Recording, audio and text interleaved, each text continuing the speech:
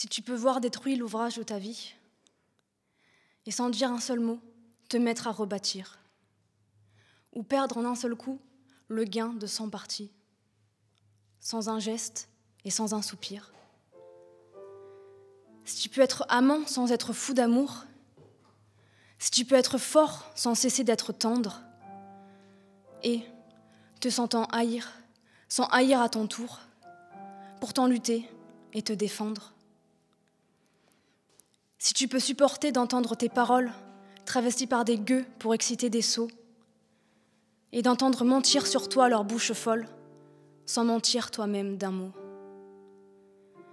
Si tu peux rester digne en étant populaire, si tu peux rester peuple en conseillant les rois, et si tu peux aimer tous tes amis en frères, sans qu'aucun d'eux soit tout pour toi. Si tu sais méditer, observer, connaître, sans jamais devenir sceptique ou destructeur. Rêver, mais sans laisser ton rêve être ton maître. Penser, sans n'être qu'un penseur. Si tu peux être dur sans jamais être en rage. Si tu peux être brave et jamais imprudent. Si tu sais être bon, si tu sais être sage, sans être moral ni pédant. Si tu peux rencontrer triomphe après défaite et recevoir ces deux menteurs d'un même front. Si tu peux conserver ton courage et ta tête quand tous les autres les perdront. Alors les rois, les dieux, la chance et la victoire seront à tout jamais tes esclaves soumis. Et, ce qui vaut mieux que les rois et la gloire, tu seras un homme, mon fils. Rudyard Kipling, si. Quand la bise fut venue, pas un seul petit morceau de mouche ou de vermisseau. Elle alla crier famine chez la fourmi sa voisine, la priant de lui prêter quelques grains pour subsister jusqu'à la saison nouvelle. « Je vous paierai, lui dit-elle. Avant l'août, foi d'animal, intérêt et principal. La fourmi n'est pas prêteuse, c'est là son moindre défaut. « Que faisiez-vous au temps chaud » dit-elle à sa emprunteuse. « Nuit et jour à tout venant, je chantais, ne vous déplaise. Vous chantiez, j'en suis fort aise. Eh bien, dansez maintenant. »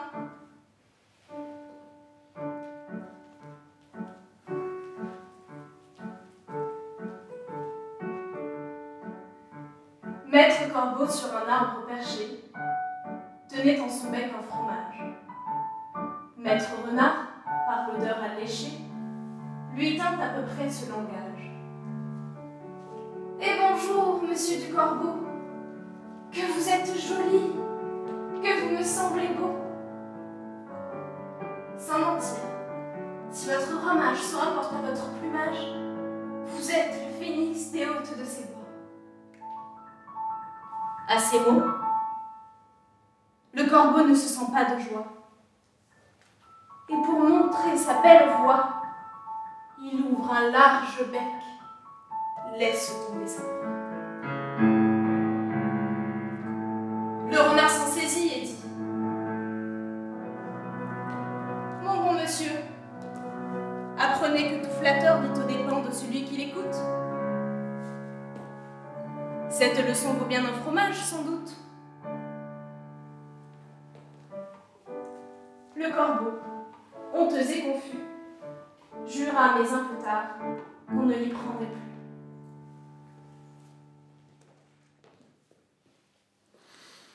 Comment, par la vertu des décrétales, est l'or subtilement tiré de France en Rome.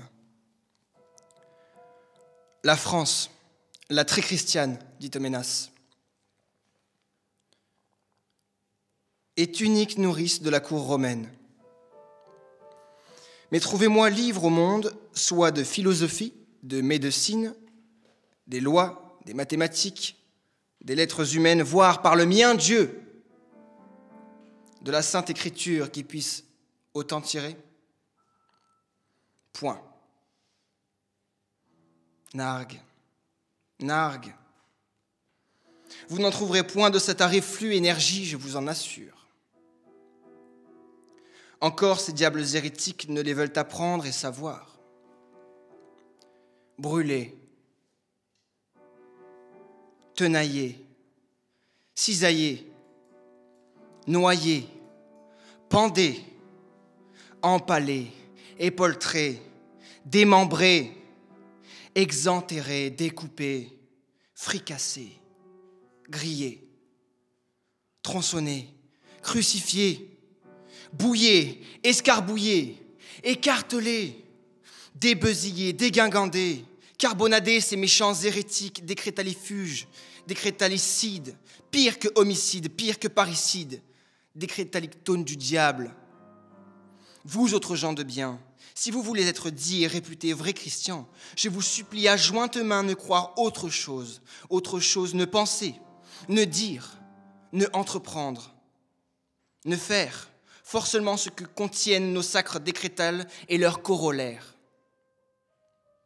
Ainsi serait en gloire, honneur, exaltation, richesse, dignité, prélation en ce monde de tous révérés, d'un chacun redouté, à tous préférés, sur tous élus choisis, car il naît sous la chape du ciel, état duquel trouver gens plus idoines à tout faire que manier que ceux qui, par divine prescience et éternelle prédestination, adonnés se sont à l'étude de saintes décrétales.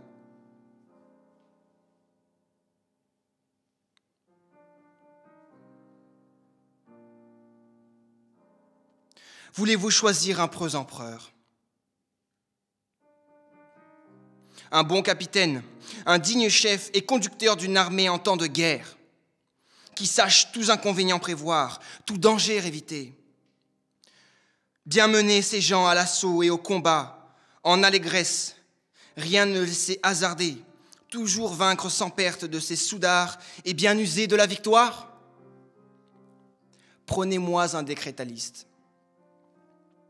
Voulez-vous, en temps de paix, trouver un homme apte et suffisant de bien gouverner l'état d'une république, d'un royaume, d'un empire, d'une monarchie, entretenir l'Église, la noblesse, le Sénat et le peuple en richesse, amitié, concorde, obéissance, vertu, honnêteté? Prenez-moi un décrétaliste. Voulez-vous trouver un homme qui, par vie exemplaire, beau parler, saintes admonitions, en peu de temps, sans effusion de sang humain, conquête la terre sainte et à la sainte foi convertissent les mécréants? Prenez-moi un décrétaliste.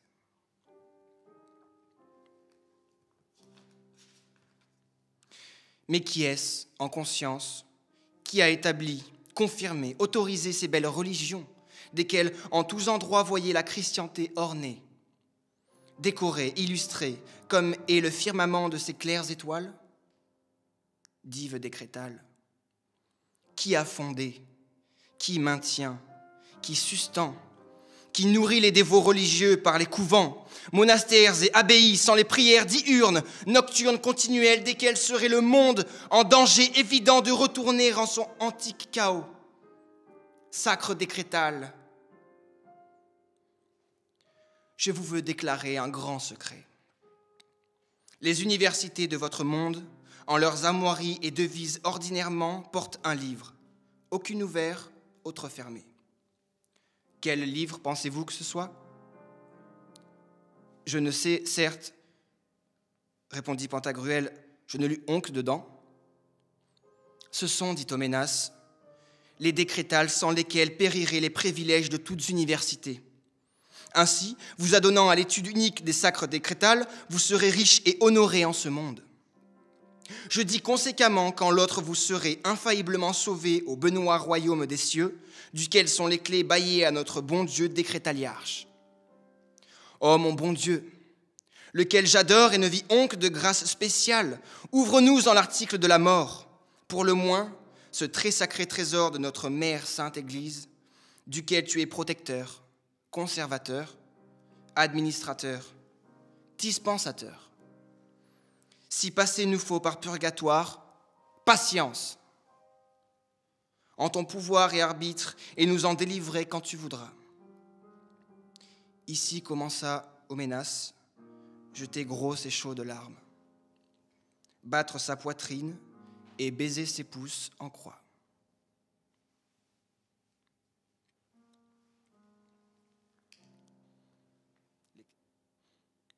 Pantagruel, Rabelais. Souvent, pour s'amuser, les hommes d'équipage prennent des albatros, vastes oiseaux des mers, qui suivent, indolents compagnons de voyage, le navire glissant sur les gouffres amers. À peine les ont-ils déposés sur les planches que ces rois de l'azur, maladroits et honteux, laissent piteusement leurs grandes ailes blanches comme des avirons traîner à côté d'eux. Ce voyageur ailé, comme il est gauche et veule, lui, naguère si beau qu'il est comique et laid, l'un agace son bec avec un brûle-gueule, l'autre mime en boitant l'infirme qui volait. Le poète est semblable au prince dénué, qui hante la tempête et se rit de l'archer. Exilé sur le sol au milieu des huées, ses ailes de géant l'empêchent de marcher.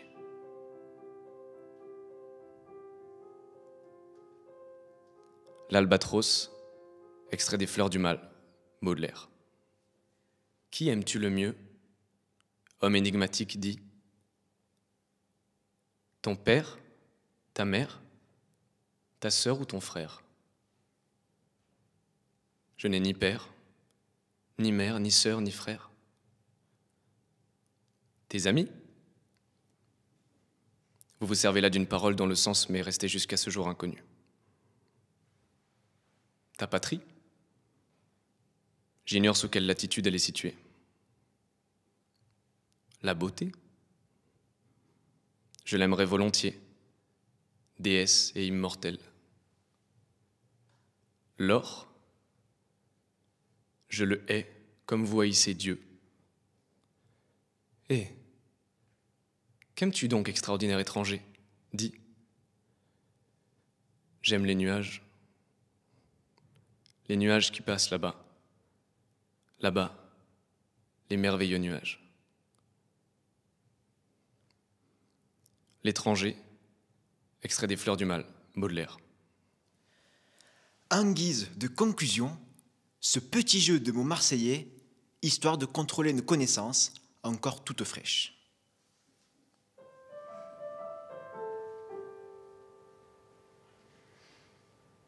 Une partie de pétanque, ça fait plaisir. La boule paraît se planque comme un loisir. Tu la tires, tu la manques, change ton tir. Une partie de pétanque, ça fait plaisir.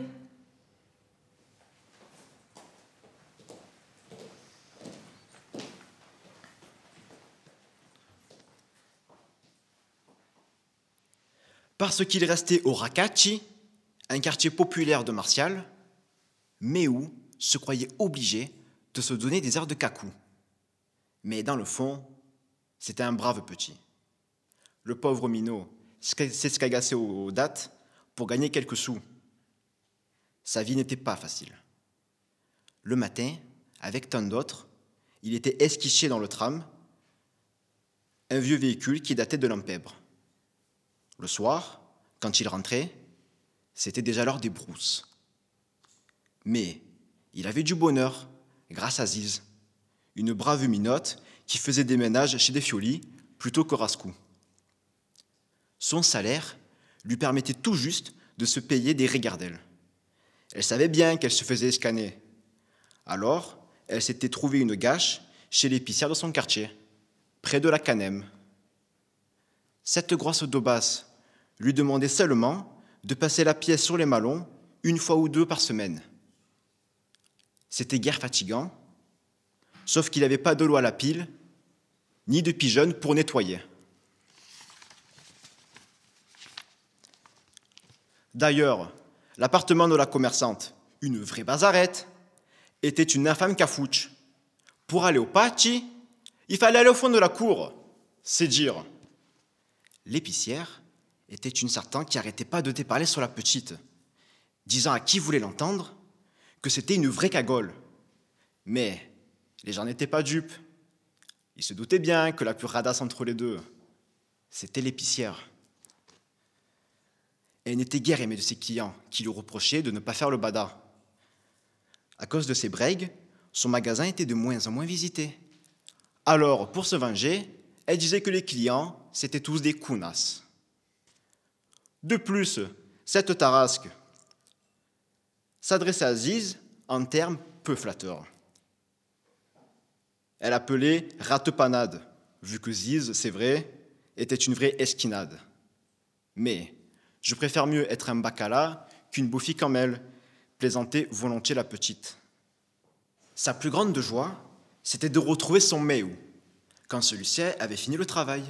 « Où il est, mon grand couillon qui me fait perdre la tête ?» disait-elle en le badant. Lui, il faisait bien un peu le bèbe, mais très vite il se reprenait. « Tu es ma chichourlette » lui murmurait-il à l'oreille.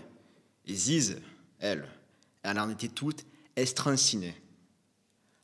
À part Méou, Ziz n'avait personne dans la vie. Qu'un vieux charrasqueux, sa mère qui avait été bien fatiguée, était morte depuis quelques mois. Et des fois, ça la bouliguait un peu. Mais c'était pas une grosse pénible, elle rouscaillait jamais. Et ça, Méou, il l'appréciait. Parce que pour lui non plus, c'était guère gai. Son père était un vieux fadolli, un pistachier pas possible qui passait son temps à chimer des pastagas, et en plus, feignant comme c'est pas possible. La seule joie de Méou, c'était de fréquenter Sanine. Dès qu'il pouvait, les calignaïr, s'esbigner derrière une bastide en ruine, au sommet d'un rompe-cul en plein cagnard. Et là, il se faisait des bonnes manières, même que les gens disaient que la petite, elle avait vu péter le loup. Mais vous savez ce que c'est, les gens ils barjaquent sans savoir. Vivement qu'on soit marida, soupirait Méou quand il revenait du balletti, le samedi soir. Et la petite, elle répondait « Ouais, je languis ». Les futurs novices, ils s'aimaient beaucoup. Mais des fois, Méou, il était gonfle. Par exemple, il n'aimait pas quand Ziz l'appelait « Mongari ». Il trouvait que ça faisait minot, surtout que lui, il se prenait pour un balèze. Il aurait voulu qu'elle le trouve chanu. En vrai, c'est ce qu'elle ressentait. Mais elle avait honte de le lui dire. Et quand lui, il était glandé, elle était toute gonfle. Mais c'était pas grave. Finalement, Méou, il a marié Ziz, et depuis, ils ont 3 Kagani, que c'est des trônes de l'air. Le parler marseillais, Robert Bouvier.